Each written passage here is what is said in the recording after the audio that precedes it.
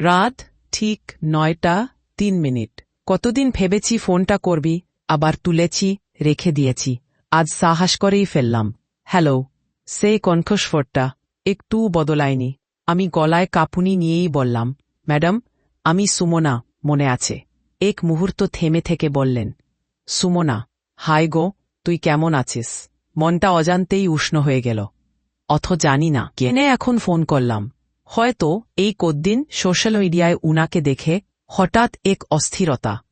উনি তো খুব চুপচাপ থাকেন, না? আমি বললাম, ম্যাডাম, আজ হঠাৎ খুব মনে পড়ল আপনাকে। আপনার গলা শুনতে ইচ্ছে করছিল। ওপাশে হালকা হাসি, তারপর ফিসফিসে এক শূন্যতা। তুই একমাত্র ছাত্রী যে কোনোদিন ভদ্রতার বাইরে আমার দিকে মানুষ হিসেবে তাকিয়েছিল। আমি স্তব্ধ। আমার বুকের মাঝে কেমন যেন একটা কাঁপুনি বয়, যেন উনি আজ শুধু শিক্ষক নন, একজন মানুষ হয়ে কথা বলছেন। আমি বললাম, আপনি তো সবাইকে পথ দেখান। কেউ কি কখনো আপনার দিকে ফিরে তাকায়? ও পাশ থেকে শুনলাম একটা নিঃশব্দ কান্না। আমি ভাবিনি ম্যাডাম এমন কথা বলবে, এমনভাবে কানবে। তুই এখনো আগের মতোই নরম। না, কথা বলতে গেলেই কেমন যেন থেমে যাস। ম্যাডামের গলায় একটা মায়াবী হাসি। আমি একটু হেসে বললাম, আপনি আমায় শান্ত বলতেন, কিন্তু আপনার চোখে একটা অদ্ভুত গভীরতা ছিল ম্যাডাম। ক্লাসে পড়াতেন, অথচ মাঝে মাঝে হঠাৎ থেমে যেতেন। জানেন, তখন মনে হতো আপনার চোখ দিয়ে কেউ যেন আপনাকেই পড়ছে। ওপাশে কিছুক্ষণ চুপচাপ। তারপর ম্যাডাম বললেন, তুই ছিলি আলাদা। অন্যরা যেটা বুঝতে না, তুই বোঝাতে চাইতিস না, শুধু চুপ করে দেখতিস। সেই দেখাটাই যেন আমাকে সাহস দিত। আমার মনে পড়ে, কাগজে নাম লেখা থাকলেও ম্যাডামের মুখে একটা চিরকালীন বিষণ্ণতা লেগে থাকত। হয়তো কেউ খেয়ালই করতে না, কিন্তু আমি করতাম। উনার শাড়ি জড়ানো গাঢ় রঙের ঠিক নিচে থাকতে একটা পরিশ্রান্ত মন। ক্লাসে পড়াতে পড়াতে উনি যখন এক লাইন ঘুরে আসতেন, তখন বুঝতাম সব কথা গলায় যায় না, কিছু কথা চোখেই আটকে থাকে। ম্যাডাম, আমি পড়া কম পারতাম, কিন্তু আপনার প্রতিটা উপস্থিতি আমার জীবনের একটা বড় শক্তি হয়ে উঠেছিল। উনি হালকা গলায় বললেন, তুই জানিস না, ওই সময় তোর মতো একজন মেয়ের নীরবে পাশে থাকা আমার জন্য কত বড় আশ্রয় ছিল। আমি অন্য কিছু বলতে চাইছিলাম, কিন্তু কথা আটকে যাচ্ছিল। কি আশ্চর্য! শিক্ষক শিক্ষার্থীর সম্পর্কের গায়ে তখন যেন একটা আলাদা পরিণত রং পড়ছে। একটা ফোন কল, একটা নরম কণ্ঠ, আর একটা অসমাপ্ত অনুভব, এই তিনে যেন আমাদের গল্পটা নতুন করে গাঁথা হচ্ছিল। একটা প্রজন্ম থেকে আরেক প্রজন্মে, হ্যাঁ, আমরা সবাই কিছু না পাওয়া রোমন্থন বয়ে বেড়াই। তুই জানিস সুমনা, আমি যখন রাত্রিরে বাড়ি ফিরি, ঘরের আলোটা নিজেই জ্বালাই, ফ্যানটা নিজেই চালাই, রান্না গ্যাসটাও আমাকে ডাক দিয়ে জ্বলে না। খুব যান্ত্রিক একটা রুটিন গাড়ির মতো চলতে থাকে। ম্যাডামের কণ্ঠস্বরটা এবার যেন আর আগের মতো শান্ত না, আলগা একটা। ক্লান্তি ঝরে পড়ছে। সকাল থেকে স্কুল, তারপর টিউশন, মাঝে মাঝে কেউ ডাকে ওয়েবিনারে, বাইরে থেকে সবাই ভাবে, আহা, ইরিনা ম্যাডাম প্রতিষ্ঠিত, সম্মানীয়, ব্যালেন্স করে সব। অথচ কেউ আসলে জানেই না সময় কাটানো আর বেঁচে থাকা এক জিনিস না। আমি স্তব্ধ হয়ে শুনছিলাম। ম্যাডাম যাকে আমরা মিস পারফেক্ট বলতাম, তিনি কি সত্যি একা শোন আমি খাই একা, টিভির আওয়াজ ছাড়াই? জানিস কেন? কারণ চুপচাপ খেতে খেতে প্লেটের শব্দটাই আমার সঙ্গী হয়ে গেছে। একটু থেমে যোগ করলেন, আত্মীয়ের সংখ্যা বইয়ের পাতার মতো আছে, কিন্তু কেউ পড়ে না। যারা ফোন করে তারা জিজ্ঞেস করে শুধু একটা কথা, বিয়ে করলি না কেন? কেউ জিজ্ঞেস করে না, তুই কেমন আছিস? তারপর বেশ কিছুক্ষণ দুজনেই চুপ, শুধু কানের ওপাশে ওনার নিঃশ্বাসের শব্দ। যেন একজন মানুষ ফাঁকা ঘরের গায়ে হেলান দিয়ে ধ্বনির অপেক্ষায় বসে আছেন। আমার চোখে জল চলে এসেছিল। ক্লাসে যাকে আমরা দেখতাম সব জানতা, তার যে ভেতরে এত কিছু জমে আছে তা কখনো কল্পনাও করিনি। বাইরে থেকে শিক্ষিকা, ভিতরে এক ভাঙা মানুষ। সমাজ যা দেখে তার সামান্য সত্যি না। তুই জানিস সুমনা, একসময় আমি ভেবেছিলাম ভালোবাসা মানেই আশ্রয়, একটা গৃহ যেমন দেয়া ছায়া, ভালোবাসাও তেমনি মানুষকে ঠাঁই দেয়, কিন্তু আমার সেটা হয়নি। ম্যাডামের গলা কাঁপছিল, আমি চুপ করে গলায় হাত চেপে অপেক্ষা করছিলাম যেন শব্দ বের না হয়, কান্না থেমে থাকে। স্কুল জীবনের শুরুতে একজন সহকর্মী ছিল, রণদীপ। ওর হাসিটা জানিস এমন ছিল যেন সকালবেলার কিছু আলো গায়ে এসে ছুঁয়ে যাচ্ছে। আমরা একসঙ্গে খেতাম, পড়াতাম, হাসতাম। আমি বিশ্বাস করতাম ও আমাকে বোঝে। আমি নিঃশ্বাস চেপে শুনছিলাম। ওনার মুখে ভালোবাসার এত সহজ উচ্চারণ আগে কখনো শুনিনি। এমন না যে ও আমায় ভালোবাসি বলেছিল, কিন্তু কোনো কোনো সম্পর্ক হয় না বলে চোখে চলতে থাকে। আমাদেরটাও তাই। সেই সময় মনে হতো হয়তো এবার আমার গল্পটা একটু আলাদা হবে, কিন্তু হঠাৎ একদিন শুনলাম ওর বিয়ে ঠিক হয়ে গেছে। আমি ভেবেছিলাম ও আমায় জানাবে, বলবে কিছু, কিন্তু না, সব কিছু ঘটেছে আমার অগোচরে। কেবল এক কাপ চায়ের ফাঁকেই আমি হারিয়ে গিয়েছিলাম। ওপাশে থেমে বিয়ে বললেন, তোমাদের বল, সবচেয়ে ইয়ত্রেনাটা কোথায়? আমি যাকে বিশ্বাস করেছিলাম আশ্রয় হিসেবে, সেই আমায় সবচেয়ে নিঃসঙ্গ বানিয়ে দিয়েছিল। আমার শরীর কাঁপছিল। এত্তা আগলে রাখা যন্ত্রণা, এত্তা নিঃশব্দে কোথায় জমে থাকে? ভালোবাসা হয়তো দিয়েছিল অনুভব, কিন্তু শেষমেশ সেই ভালোবাসাই হয়ে উঠেছিল না পাওয়ার সবচেয়ে বড় চিহ্ন। আর একজন নারীর হৃদয়ে সেই ছোট্ট না পাওয়াই কখনো যে এক বিশাল শূন্যতায় পরিণত হয় কেউ বুঝতেই পারে না। দিন কয়েক পর স্কুলে রণদীপ আমার দিকে তাকিয়েই হাসল, যেন কিছুই হয়নি। আমি অনেকক্ষণ তাকিয়েছিলাম ওর মুখের দিকে, আর সেই প্রথম আমি বুঝেছিলাম মানুষ হাসতে হাসতেই বিশ্বাসঘাতকতা করতে পারে। কখনো জিজ্ঞেস করেছিলাম না কিছু, কিন্তু শেষ পর্যন্ত একদিন সাহস করে বললাম, তুমি কিছু বলবে না? উনি একটু চুপ করে বলেছিল, ইরিনা, তুই তো জানিস তোকে আমি অনেক সম্মান করি, তুই খুব স্পেশাল, কিন্তু তুই টিচার মেটেরিয়াল, ওয়াইফ না। এই একটা কথায় আমার ভিতরটা যেন ঝালাপালা হয়ে গিয়েছিল। কি ছিল না আমার মধ্যে? আমি ওর পাশে ছিলাম ভালো খারাপ দিনগুলোতে, ওর প্রমোশনের জন্য পাশে বসে সিভিও তৈরি করে দিয়েছিলাম, অথচ একটা স্ত্রী হওয়ার যোগ্যতা আমার ছিল না। আমি বুঝে গিয়েছিলাম সমাজ যাকে ভালো মেয়ে বলে আর যাকে ভালো বউ ভাবে, তাদের মাপকাঠি এক না। একজন শিক্ষিকা সকাল সন্ধে কতজনের ভবিষ্যৎ গড়ে তোলে, অথচ সে নিজে যদি সংসার চায় তবে সবাই বলে তোমার দায়িত্ব পড়ানো, সংসার তোমার জন্য না।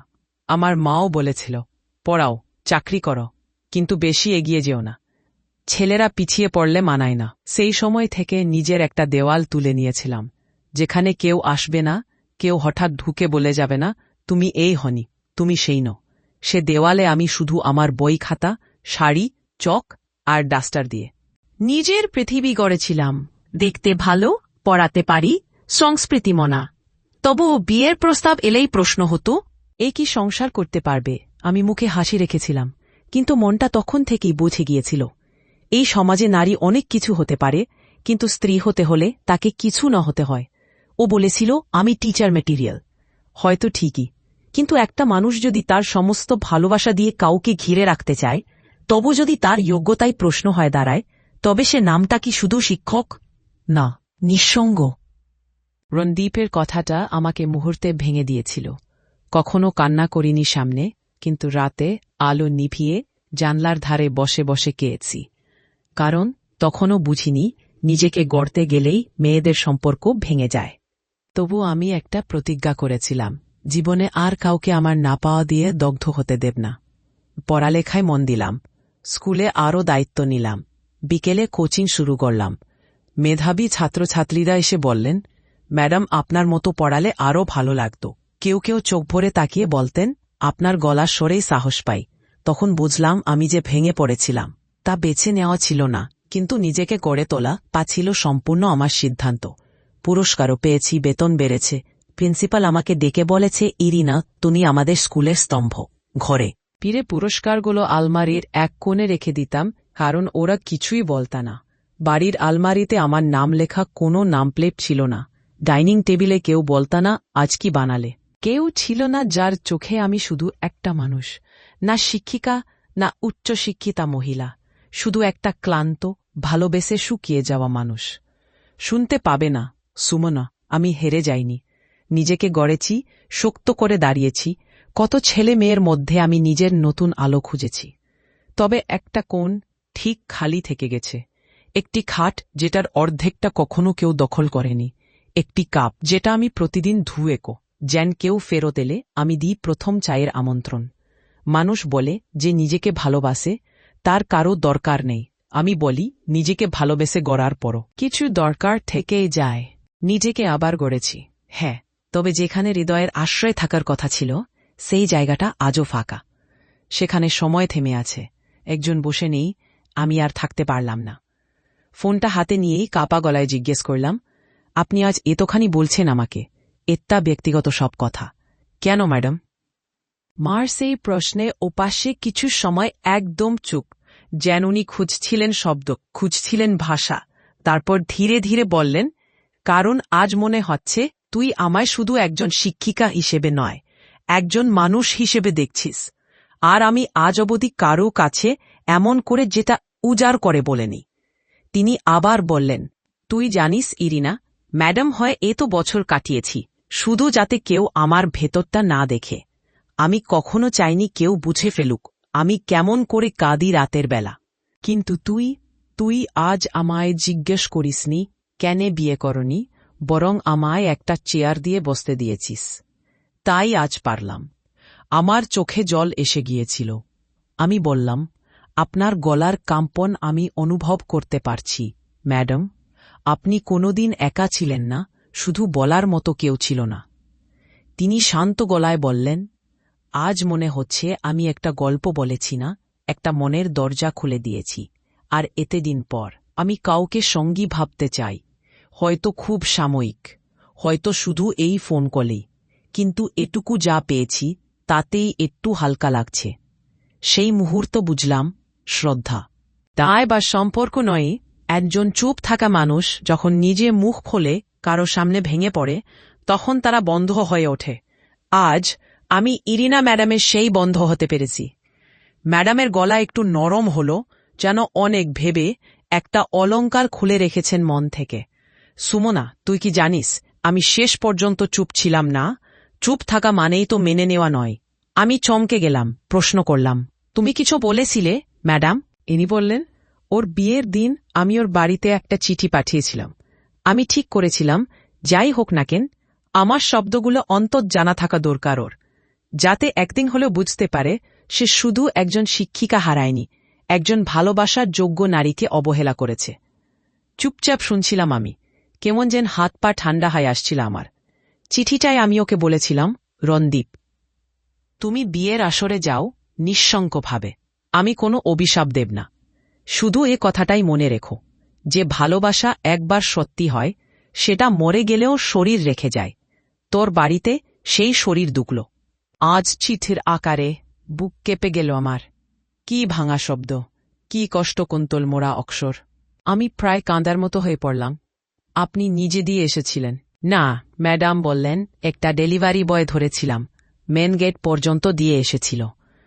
পরে শুনি ওর মা চিঠিটা নিয়েছিল, আরও নাকি বলেছিল, ফেলে দাও, ইরিনার মতো মেয়েরা শেষ মুহূর্তে নাটক করে।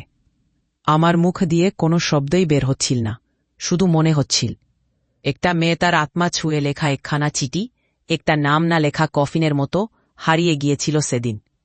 ম্যাডাম বললেন ধীরে, চিঠিটা কখনো খুলেই দেখেনিও, বা হয়তো খোলেনি বলেই আমি বেঁচে গেছি, না হলে হয়তো আমি আর লিখতে পারতাম না। আমি তখন চুপ, কান্না আটকে গলায় দলা বেঁধে।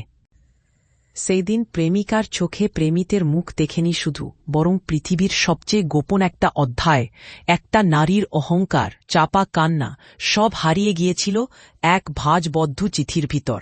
এত বছর পরেও সেই চিঠির শব্দ যেন আজও ম্যাডামের গলায় লেগে আছে। ফোনের ওই প্রান্তে এক দীর্ঘ নিঃশ্বাস। আমিও চোখের জল মুছতে মুছতে বললাম, ম্যাডাম, আপনি শুধু আমার শিক্ষক নন, আপনি আমার জীবনের এক আদর্শ। আপনি জানতে দেননি, কিন্তু আপনি আমাকে শিখিয়েছেন কিভাবে শব্দ ছাড়া যন্ত্রণা বহন করতে হয়। উনি হেসে বললেন, আসলে আমরা শিক্ষিকা হয়ে যাই বলেই আমাদের কান্নাগুলো চকলেটের মতো ভাগ করে দেওয়া যায় না। কিন্তু জানিস, আমি চাই তোর মতো মেয়েরা নিজের ভিতরের গল্পটা মাপি না করুক, ভবিষ্যৎ প্রজন্মে যেন না হারায় নিজেদের। আমি বললাম, আপনার মতো শক্তি থাকলে কেউ হারাবে না ম্যাডাম। উনি শেষবারের মতো বললেন, ভালোবাসো মন দিয়ে, কিন্তু মনে রেখো, ভালোবাসার চেয়ে নিজের সম্মান বড়। যদি ভালোবাসতে গিয়ে নিজেকে হারাতে হয়, তবে সেই ভালোবাসা নয়, সেটা পাপ। আমি আর কিছু বলতে পারলাম না। ফোন কেটে গেল না। হয়তো দুজনেই চুপচাপ থেকেছিলাম। জানতাম এই নীরবতা কান্নার থেকেও গভীর। সেদিন আমি শিক্ষকতা, নারী হয়ে বাঁচা আর একার জীবনের শক্তিকে নতুন করে উপলব্ধি করেছিলাম। ম্যাডামের প্রস্থান শব্দহীন হলেও তার শিক্ষা আমার ভিতর চিরকাল বেঁধে রইল। সেদিন রাতে আমার ভিতরে অনেক কিছু বদলে গিয়েছিল। একজন শিক্ষিকার কণ্ঠে। আমি শুধু বিদ্যা নয়, বেঁচে থাকার আন্দোলনও শুনেছিলাম। ম্যাডাম আমাকে শিখিয়েছিলেন, ভালোবাসা মানেই সবকিছু মুছে নিজেকে বিলিয়ে দেওয়া না। আত্মসম্মান হারিয়ে গেলে সে ভালোবাসা আর ভালোবাসা থাকে না, থাকে শুধু একটা অভ্যাস, যেটা ধীরে ধীরে মেরে ফেলে নিজের ভিতরের মানুষটাকে। আজ আমি বুঝতে শিখেছি, কাউকে আপন করা মানে নিজের হারিয়ে যাওয়া না। একজন সততার সঙ্গে যেমন শ্রদ্ধা পাওয়া উচিত, একজন নারীর ব্যথার সঙ্গেও থাকা উচিত সম্মান। আর আপনি যদি কখনো একা হয়ে যান, তাহলে নিজেকে ছোট ভাববেন না। একা থাকা ভয়ঙ্কর, হ্যাঁ, কিন্তু ভুল। মানুষের পাশে থেকে প্রতিদিন নিজেকে হারানো তার চেয়ে ভয়ঙ্করতর। ম্যাডাম বলেছিলেন, ভালোবাসা যদি মানুষ না গড়তে পারে, তাহলে তা শুধুই শূন্যতা। আজ আমি সেই শূন্যতার মুখোমুখি হয়েছি এবং শিখেছি তাকে ভয় না পেয়ে আলিঙ্গন করতে হয়। কারণ সত্যিকারের বন্ধুত্ব, শিক্ষা ও ভালোবাসা সবসময় আসে শব্দের বাইরে, নিঃশব্দ কান্না আর সাহসের গভীরে। এই ফোন কলে আমি শুধু একজন শিক্ষিকার গল্প শুনিনি, আমি একজন নারীর জীবনের কান্না, লড়াই আর জয়ের শব্দ শুনেছি। আর তাই বলছি, নিজেকে ভালোবাসো, কারণ তুমি তোমার আশ্রয়।